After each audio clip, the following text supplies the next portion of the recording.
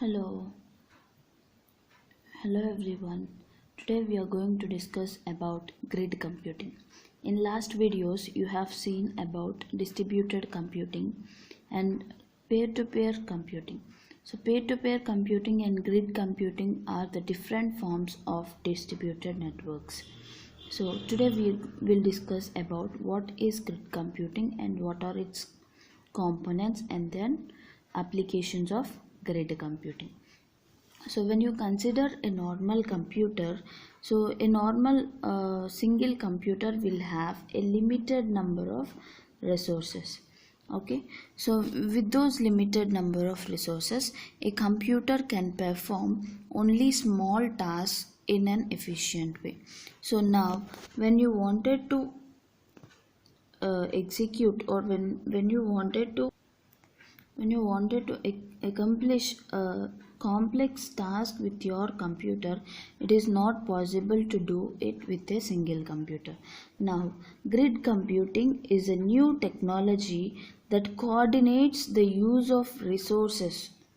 That is, we have told that grid computing is one of the form of distributed networking. So what in distributed networking is done is, a number of computers are combined together through a network, and all the resources of each computer are combined in order to form an effective large number of resources. So an effective network. So how it will manipulate the user is, it shows that a single computer have much number of resources. So we have seen an example that if two computers have 2 GB memory each, and when they are connected in a grid computing, when they are connected in a distributed network, they combine the resources of both the systems and appear as if a single system has the 4 GB of memory.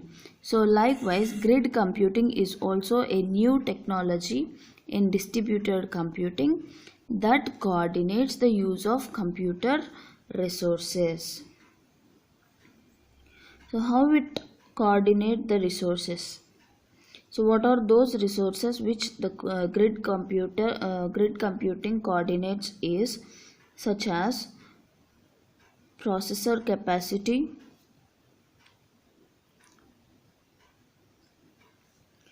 managing sensors, storage capacity, and data.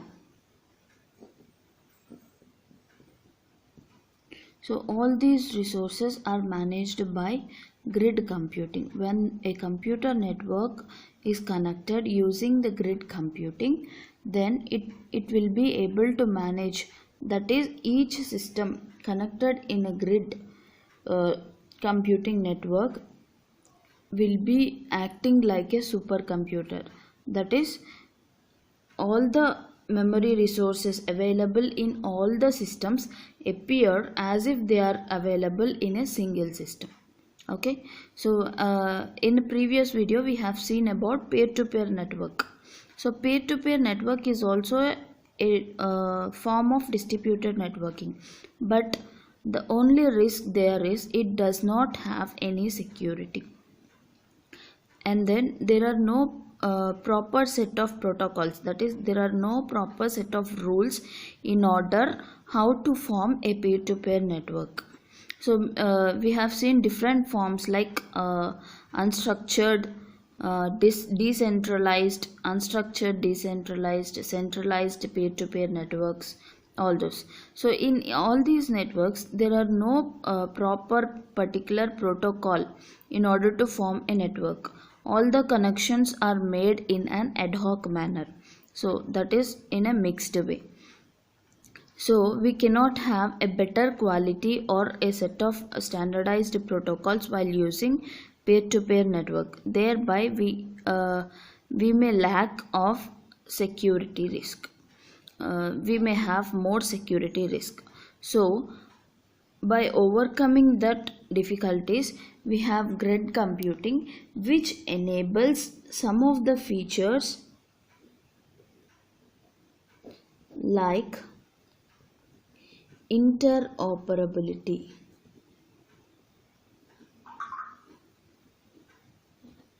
So interoperability, it is nothing but the ability to exchange the information between different computers. Like, okay, so in a normal network also we are able to exchange information or data between two computers. Then what is a special feature of this grid computing? What is this interoperability is when you are connecting two different systems in two different networks. Okay, so say for example you're connecting a system in a LAN connection with a system in WAN connection in some other country. So when you're connecting these two systems of two different networks, the grid computing provides easy way to exchange information between these two computers. Since there are different networks for each of the computer connected, so the rules may differ in different networks.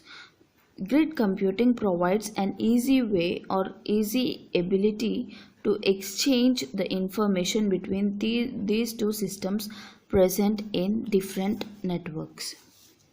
And the second feature is security. So grid computing has a special program or a special software which ensures security of transforming data from one computer to another, and this is not present in peer-to-peer networking, which we have seen in the last video.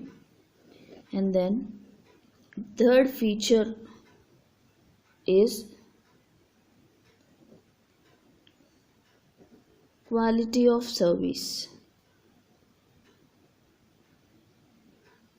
So quality of service is nothing but it is a measure of overall performance of a service. So service in the sense, say for example your systems are connected in a network. So what is the speed of data transformation from one computer to another computer is a service. And how easily you are able to exchange your information, how many number of computers you are able to connect in a network, so how many different types of networks you are able to connect. So such as all these issues are handled and maintained correctly in grid computing. So this using this quality of service, it is a measurement to measure all these factors when different computers are connected in a network, and this more quality of service is provided using grid computing. And it has fourth feature is standardized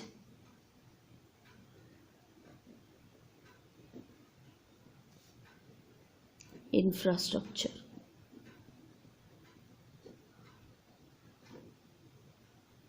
So standardized infrastructure, nothing but in order to form a network, it compulsorily follows some set of rules. So by following the set of rules, defined rules, it can easily form a network, it can easily manage a network, it can easily share the resources among different computers. Then next feature we have is fault tolerant. So this is the default feature of a distributed network. So fault tolerance is nothing but it is a property that enables a system to continue operating correctly in the event of failure of some of its components.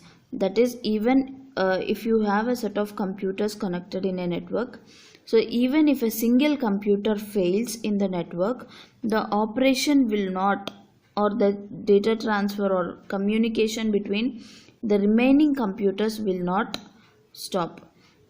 So the network continues to provide its services even in the case of a system failure, failure of one of the system connected in a network. Then next is scalability. So scalability is nothing but it is a ability of computing process to be used or produced in a range of capabilities. So say for example, in this network, if you are connecting some 5 systems into a network, and you say that each system has a 1 GB of memory. So let us think we have connected some 5 systems as a network.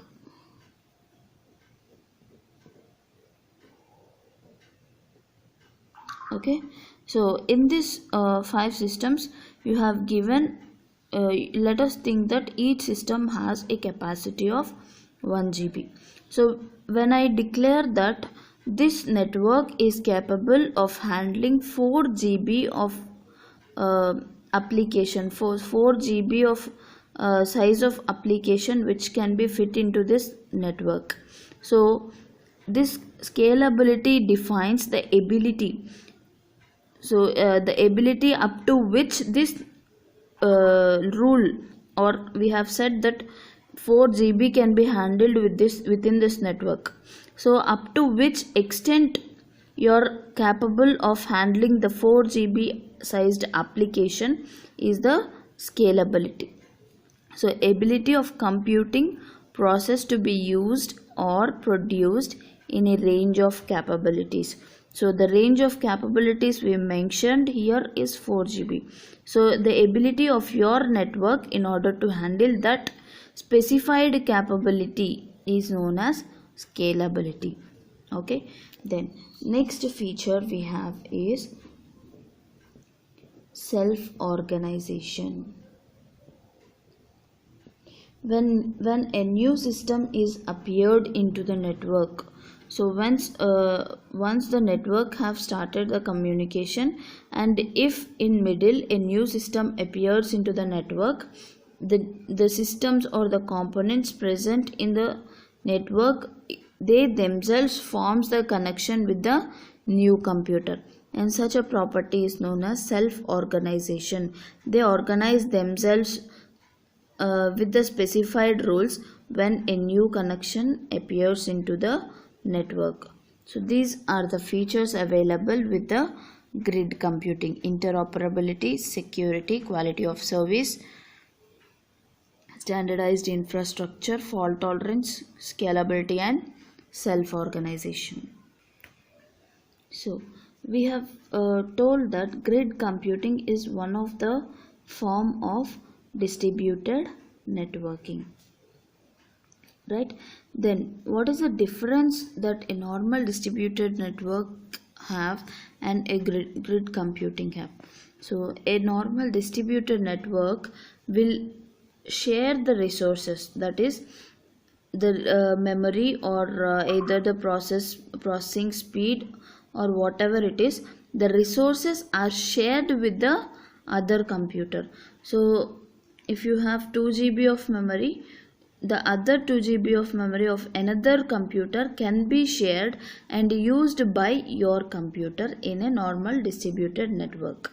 So they may share a one or more number of resources present from the computers in a distributed network. Whereas in grid computing, the same resources will be shared. Okay, so say for example, this is your system which you are using. It has only 1 GB of memory, right? So you will be able to load a 1 GB of data into your memory and work on it at a time. But in distributed network, only the data or memory is shared with your computer. But in grid computing, it shares the resources. Say for example, memory is your resource, so it shares the memory of other computers into your system, and it creates as if it appears in the same system. Like, even though you are sharing your other 2 GB of memory from 2 systems, it makes the user to think that the whole total 3 GB of memory is present in this system only. Okay, so this is the speciality of grid computing. and it makes this computer to appear as a special supercomputer.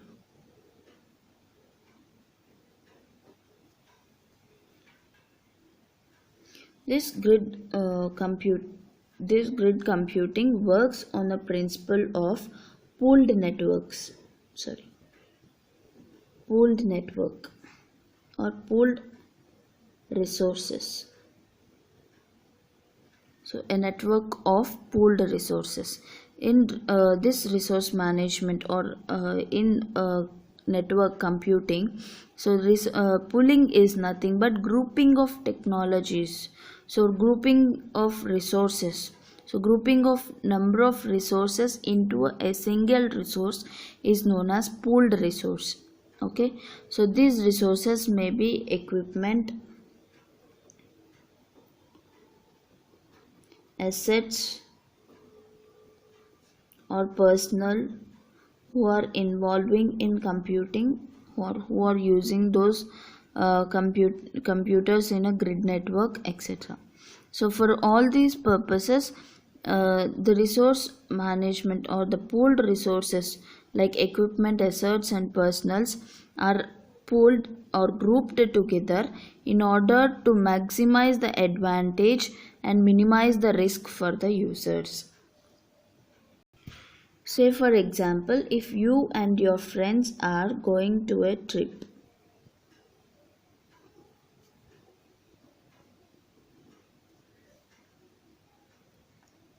So when you're going for a trip, you and your friends will share the number of tasks you need to gather before going to a trip. Like one of you may gather the tent, one of you may get the vehicle, and one of you may bring the food, and so on. So when a group of people are doing a combined thing, if you share the number of tasks present within yourself, you can easily complete the task. In the same way, this same is applied in a grid computing. Say for example, if you are only alone going for a trip, then you yourself have to gather the tent, you have to take the food, you alone have to make all arrangements, which will take a lot of time for one person in order to arrange all this. And this same concept is applied in grid computing. In grid computing, the number of computers share the load in order to complete tasks more efficiently and quickly. So the only advantage of grid computing is it can connect two different networks or heterogeneous networks. So two systems present in heterogeneous networks. Now let us see the components of grid computing. A grid computing network consists of three components: central server, special grid computing software, and the middleware software. So the central server is used to prioritize and schedule the tasks across the network. That is, which data should be passed through the network first, which should be passed to the network next. So from which computer to which computer the communication should be passed, and what are the resources used in order to provide this communication. All these tasks, and the most important is authorization. So whether the specified message from sender to receiver is passed correctly or not, whether the authorized user is receiving the data sent through the network or not. All these issues will be handled by the central server. So if it also monitors the load, that is, if other side computer, so now you are going to communicate with other computer in a different network. So if that computer has a CPU capacity of say for example 10 instructions per second, and your computer, the sender computer, have 20 instructions per second.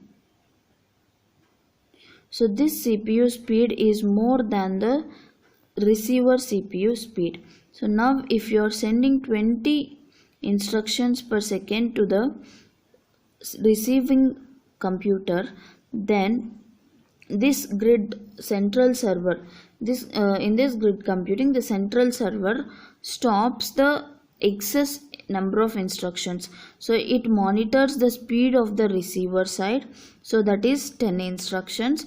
So when 20 instructions appear in the network, the central server stops sending the remaining 10 instructions. It only forwards the first 10 instructions to the receiver. When the receiver completes receiving these 10 instructions, then the remaining 10 instructions, so this sender is sending total 20 instructions. So 10 is sent into the network and 10 are resided in the server itself. So when the first 10 instructions are received, then the central server starts sending the remaining instructions, so that it minimizes the load of other systems. So all these tasks are handled by the central server. And then next we have a special grid computing software. This grid computing software will act as an interface for the users who use the computers present in a grid network. So like say for example, now if you want to add or enter some data, then you need an interface which consists of a form with some text boxes in it, so in order to enter your details. So in the same way, when you want to use the resources of other computers in a grid network, you need to have some interface in order to use those resources. That interface is provided by the grid computing software. So it allows users to access different types of applications which are useful for accessing the resources of other computers. The third component we have is a middleware software. So this middleware software is the main reason in which the grid computing is capable of accessing heterogeneous network systems. This software enables or translates the format or the data of one network into the other network. This software is installed with the central server. The special grid computing software is present in each and every computer present in a grid network. Okay, whereas this middleware software is present in the central server. So without this middleware software, it is not possible to send or to communicate between two systems in a grid network. As we know that the security is a main concern in the grid network. So this central server and the middleware software together work and protect the system from malicious activities in the network. These applications also control how much access each computer has to the network resources. In addition to the central server and middleware applications together ensure that that any one computer that does not dominate the network, that is each computer connected to the network will have same capabilities and responsibilities. They also ensure that the network applications do not take up all the resources of one computer. So say for example, if your computer needs 5 GB of memory in order to run an application, so these are the remaining computers available, each with 2 GB,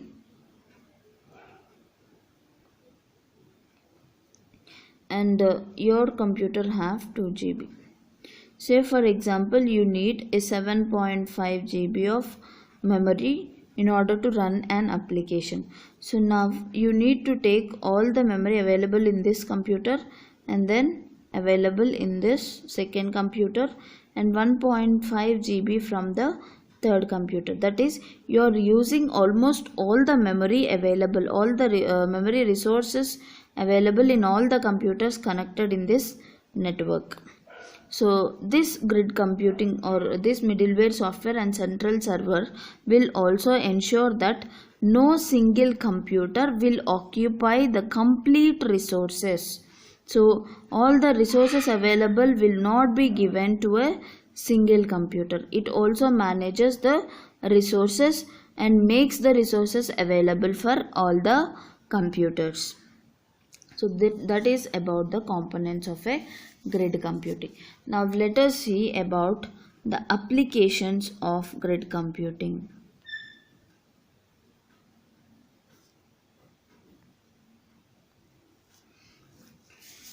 So this grid computing is mostly used in research projects.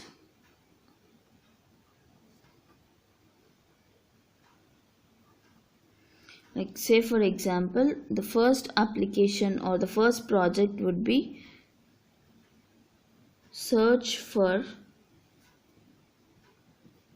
extraterrestrial intelligence.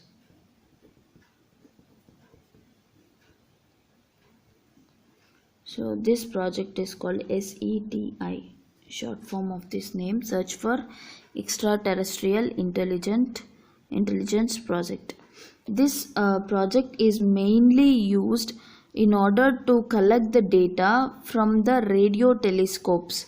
So the data is relevant to the evidence for intelligent alien communications. That is, say for example, in space we will be monitoring whether an extraterrestrial intelligence like some aliens we have some chances of the attacks of aliens onto our earth. So in order to detect any object or any extraterrestrial bodies near reaching our earth, this grid computing works a lot. So it is not possible with a single or normal computer in order to collect all the data. Say for example, we have a global space, that is around the complete earth. We need to find out the this extraterrestrial bodies, like so we need to provide number of satellites into the universe. So when all these satellites collect the data or collect the data they have observed from the universe, so we have to collect all the data. So all these satellites will send the data regarding the objects appearing towards the earth. So when we need to collect all the data from each and every satellite in the universe, it is not possible for a single computer in order to collect all the data. Then we make use of a grid computing network. So this grid computing net, say for example, we have two research centers like one here like ISRO and the other NASA, like which is present in America. So the data which is collected towards that countryside or towards some geographical area will be collected in NASA, and the data of some geographical area will be collected through the satellites in ISRO, which is present in India. So now in order to observe where these terrestrial bodies are appearing in the universe and where these bodies and how the movements of these bodies are present, we need to combine the data collected in that NASA present in America as well as the data collected in ISRO in our country. So in order to collect the data of these two different networks, so the NASA may have some different network and ISRO may have some different network. So in order to collect these two details from different networks, it is not possible with a normal computer to collect all this. So we'll make use of grid computing here, which is capable of collecting all the data present in different heterogeneous networks. And the second application we have for grid computing is folding project. So this folding project is completely based on the neurons. Okay, there are several nerves present in a human being. So scientists believe that these neurons will have number of foldings in them, right? So each protein or each protein present in a neuron will contain number of shapes and number of folds, and these shapes may also called as folds. So scientists believe that several diseases may occur due to the misfolding or shape present in these proteins. Okay, so one belief the scientists believe is, if they are able to find out the correct shape of the protein or the correct number of foldings present in a protein, they can be able to cure the disease. Okay, so in order to get the correct shape of a protein, it is not possible to take only some samples and finalize the shape. So they need to collect number of proteins, they need to observe the shapes. So what a diseased protein will have the shape and what a normal protein will have the shape. They need to compare all the shapes of proteins. So in order, again a large amount of data is involving here. So in order to handle this large amount of data, again the scientists use here the grid computing in order to analyze large amounts of data. So these are the two major projects which are using grid computing in order to give best results. Then next, let us see about running an application on grid computing network. So we have seen two different projects, two different applications using the grid computing. Now how an application will run using the grid computing. So here in these two projects, if we observe, the major task is collecting different or huge amounts of data from different networks. So once the data is collected, the central server will start sending only a part of the huge amount of data collected into the computer of a grid network. So when the CPU is full, if the CPU is filled completely by the data, the central server stops sending the data to the computer, waits until the computer present in the grid network completes its computing or completes its analysis on the data, and then sends it to the central server back. Then the central server will start sending the remaining data into the computer. So this is because the softwares present in the central server will have only limited number of resources. So the CPU sends only, the central server sends only a limited number of data to the computer present in a grid network.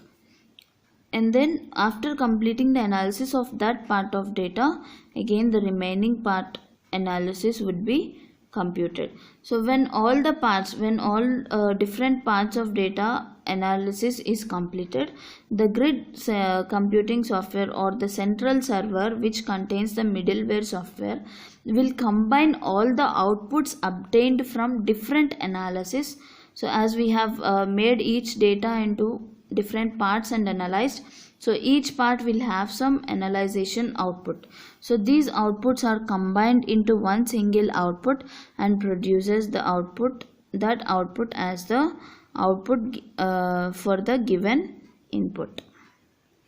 So this output obtained from different data analysis can be either stored in our computer or it can be stored in a database.